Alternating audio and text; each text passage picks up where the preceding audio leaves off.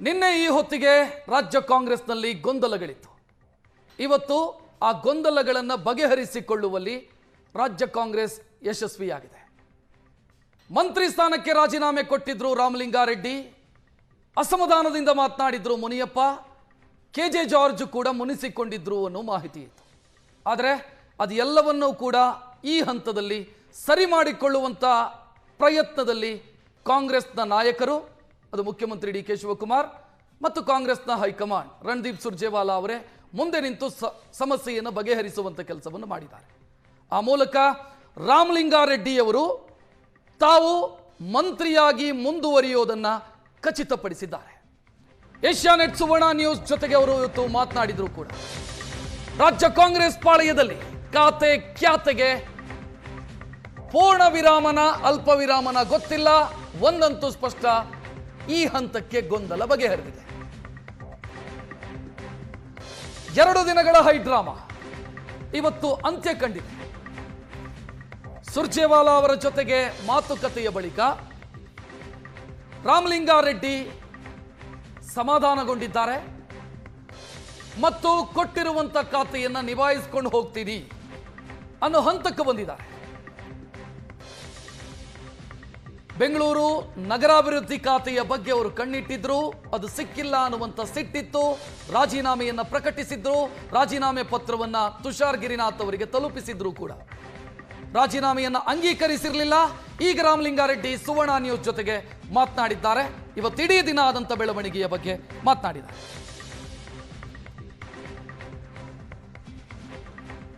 ನಮ್ಮ ಜೊತೆಗೆ ಸಚಿವ ರಾಮಲಿಂಗಾರೆಡ್ಡಿ ಅವರಿದ್ದಾರೆ, ಅವ್ರನ್ನ ಮಾತಾಡಿಸ್ತೀನಿ. ಸರ್, ಈಗಾಗಲೇ ತಮಗೆ ಬೇಕಾದಂತಹ ಖಾತೆ ಸಿಗಲಿಲ್ಲ ಅನ್ನುವಂಥ ಹಿನ್ನೆಲೆಯಲ್ಲಿ ರಾಜೀನಾಮೆಯನ್ನು ಕೂಡ ಕೊಟ್ಟಿದ್ರಿ. ಸೊ ಈಗ ನಿಮ್ಮ ರಾಜೀನಾಮೆ ಅಕ್ಸೆಪ್ಟ್ ಆಯ್ತಾ ಇಲ್ವಾ ಅಂತ? ನನಗೆ ಬೇಕಾಗಿದ್ದು ಅಂತ ಯಾವುದೂ ಇಲ್ಲಮ್ಮ.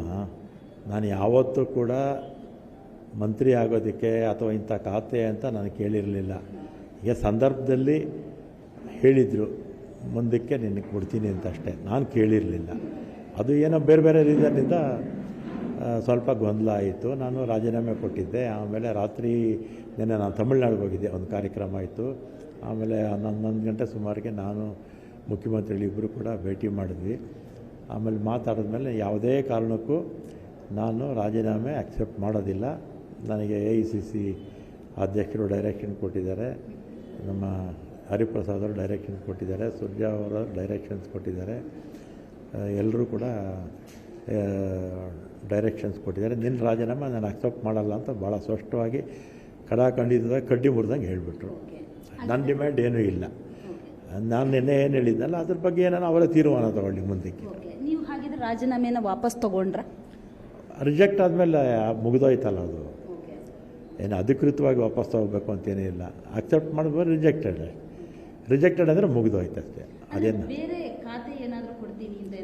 ಇಲ್ಲ, ಆ ಥರ ನಾನೇನು ಕೇಳೋಕೆ ಹೋಗಲಿಲ್ಲ. ನಾನು ಮೊದಲಿಂದಲೂ ಕೇಳಲ್ಲ, ಈಗಲೂ ಕೇಳಲ್ಲ. ಮುಂದಕ್ಕೆ ಏನೋ ಸಮಯ ಸಂದರ್ಭ ಬಂದಾಗ ಅವ್ರಿಗೆ ಬಿಟ್ಟಿದ್ದೀನಿ ಅಷ್ಟೇ. ಈಗ ನಿಮಗೆ ಕೊಡಬೇಕಾಗಿರುವಂತಹ ಖಾತೆ ಸಿಕ್ಕಿಲ್ಲ. ಈಗ ನಿಮಗೆ ಇರುವಂಥದ್ದು ಜಲಸಂಪನ್ಮೂಲ, ಅದರ ಜೊತೆಗೆ ಬೇರೆ ಏನಾದರೂ ಖಾತೆ ಕೊಡ್ತೀನಿ ಅಂತ ಏನಾದರೂ ಹೇಳಿದರೆ ನೀವು ಅದಕ್ಕೆ ಒಪ್ಕೊಂತೀರಾ? ನಾನು ಆ ಥರದ್ದೇನೂ ಕೇಳಲಿಲ್ಲಮ್ಮ, ಅವರು ಹೇಳಲಿಲ್ಲ.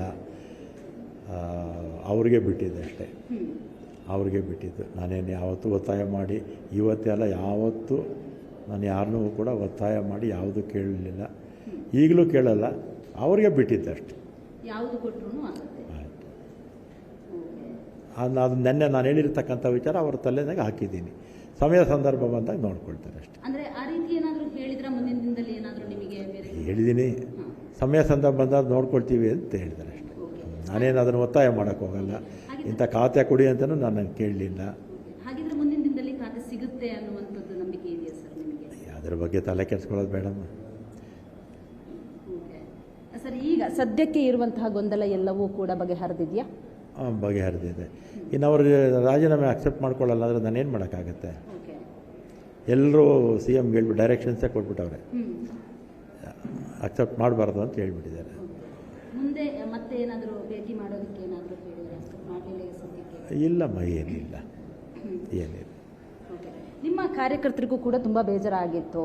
ಅವರು ಕೂಡ ಒಂದಷ್ಟು ಪ್ರತಿಭಟನೆಯನ್ನು ಮಾಡಿದರು. ಅವ್ರು ಏನು ಹೇಳಕ್ಕೆ ಇಷ್ಟಪಡ್ತೀರಿ ಈಗ ಅಂತ? ನಮ್ಮ ಹುಡುಗರಲ್ವ ಅವರು, ಅವರು ಸಹಜವಾಗಿ ಹೈಕಮಾಂಡ್ ಏನಾದ್ರು ಮತ್ತೆ ಮಾತುಕತೆ ಇಲ್ಲ.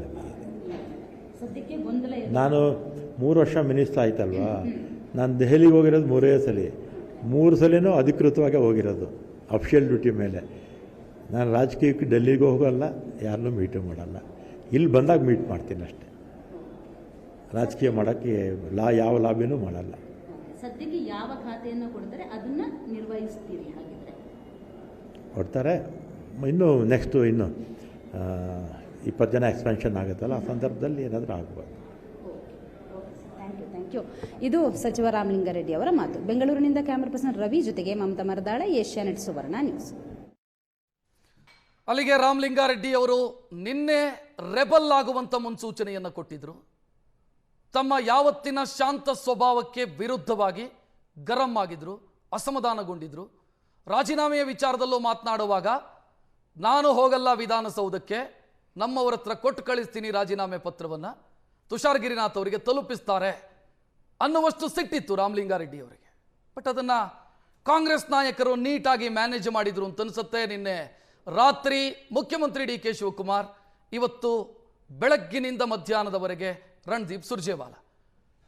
ಈಗ ಖಾತೆಯ ವಿಚಾರದಲ್ಲಿ ರಾಮಲಿಂಗಾರೆಡ್ಡಿ ಅವರು ಇಟ್ಕೊಂಡಿರುವಂಥ ನಿರೀಕ್ಷೆ ಮುಂದಿನ ವಿಸ್ತರಣೆಯ ಸಂದರ್ಭದಲ್ಲಿ ಬದಲಾವಣೆಯಾಗಬಹುದೇನೋ, ಆಗಲಿ ಅಂತಲೂ ಕೂಡ ಅವರು ಕೇಳ್ತಾ ಇಲ್ಲ.